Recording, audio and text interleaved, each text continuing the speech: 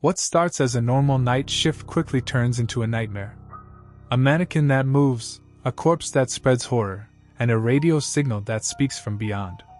These are the final moments of those who stayed too long. Story 1: The Mannequin Shift. Erica had never believed in ghosts. She was a practical woman. Bills had to be paid. After losing her job as a mall security guard, she took a one-night shift at the Grand Emporium, a huge department store closed for years. The building was being checked before demolition. Her job was simple: walk the empty floors from 10 p.m. to 6 a.m., take notes, and report anything unsafe. The money was good. Too good. The place was cold and silent when she entered. The lights barely worked, just red emergency bulbs flickering in long, dusty aisles. She coughed at the thick air and walked past rows of mannequins left behind.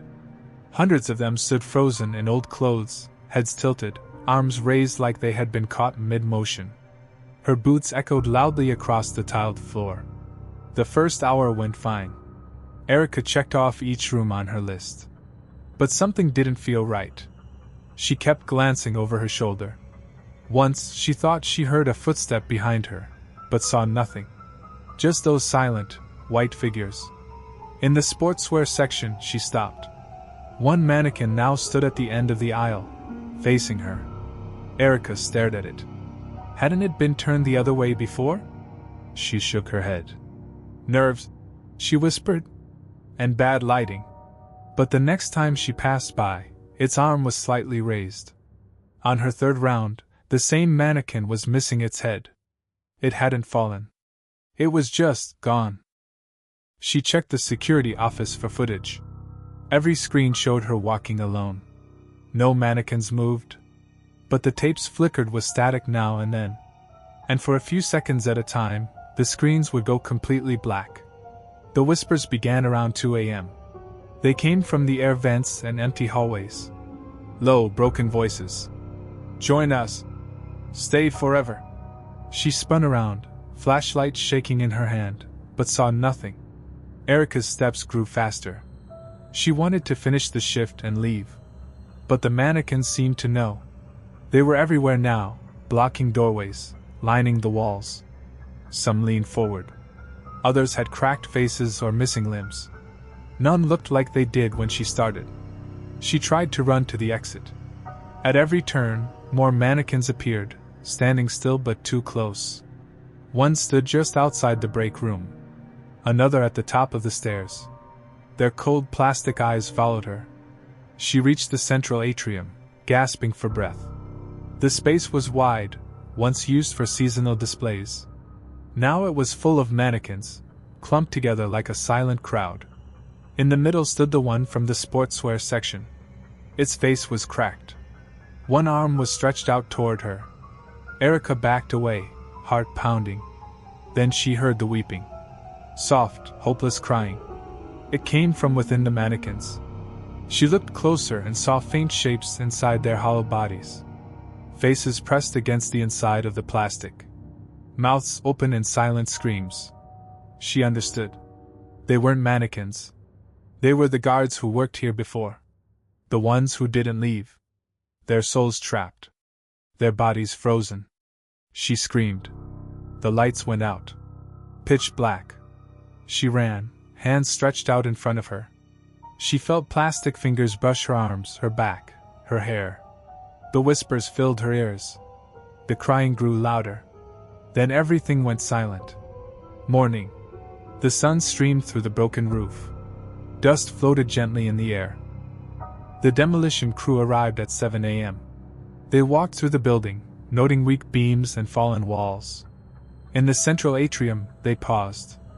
Among the old mannequins stood a new one. A woman with short brown hair and a security badge. Her eyes were wide. Her uniform covered in dust. She stood so still, no one questioned it. Another display piece, one man said. Creepy, huh? They moved on. Behind them, the faint sound of weeping echoed softly through the aisles. Story 2: The Night Morgue Attendant. Ben worked the night shift in the city hospital morgue. It wasn't a job most people wanted. But Ben didn't mind. He was quiet, used to the dead, and didn't scare easily.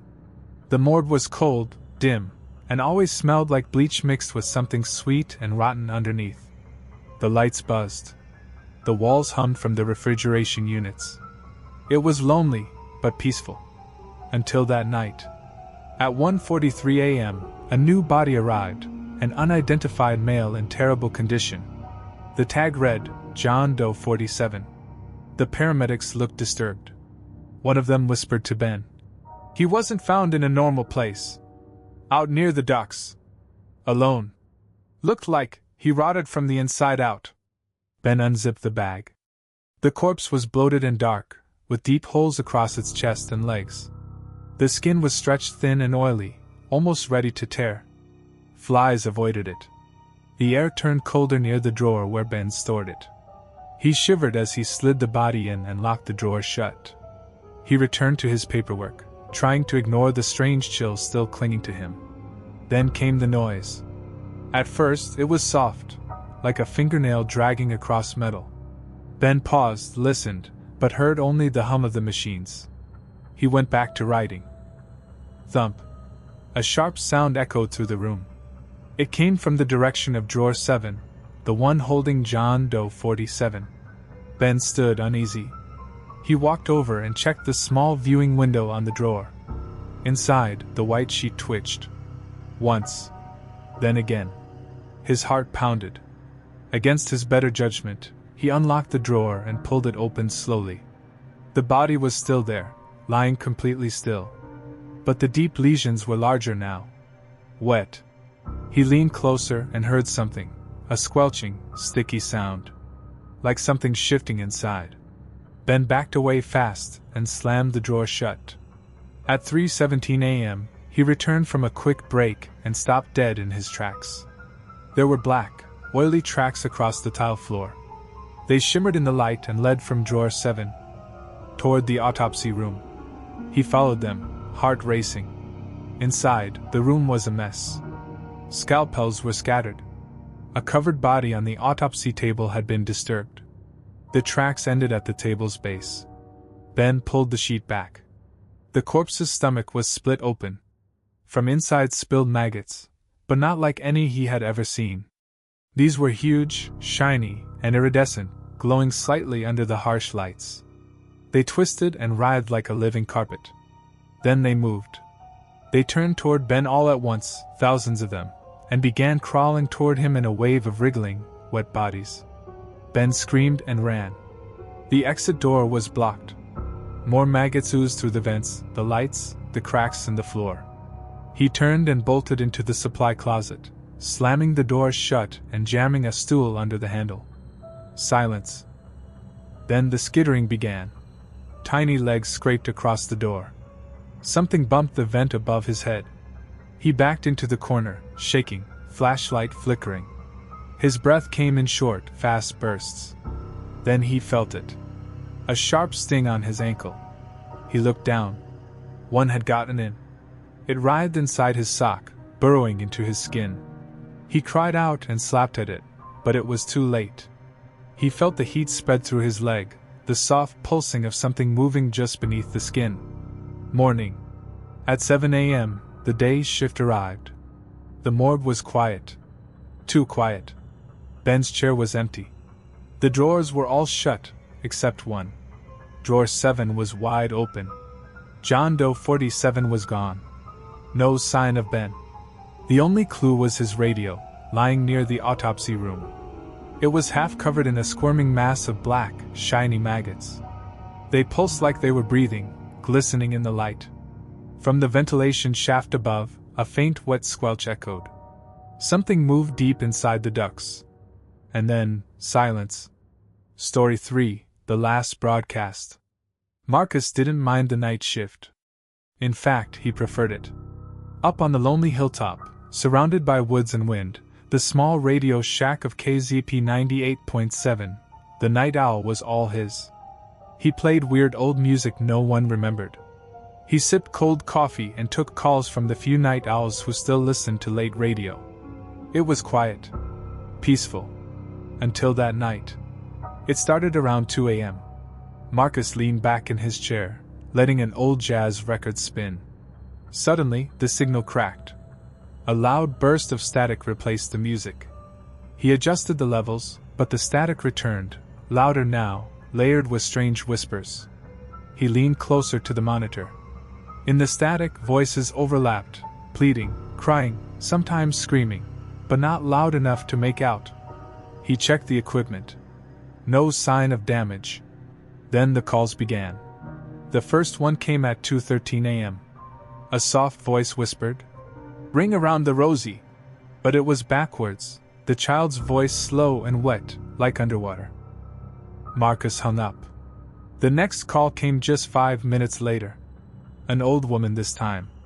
"I see you, Marcus," she said. Marcus froze. "You scratched your head. You tapped your foot. Why do you look so afraid?" He stared at the studio door. It was locked. No one else was here. "How did you?" he started, but the line went dead. At 2:34 a.m., another call came in. A man's voice, panicked and shaking. "It's in the wires! It finds your voice, then it comes! Get out! Get out!" The line clicked off. Marcus tried to laugh it off. Maybe someone was pranking him. But the calls came from blocked numbers.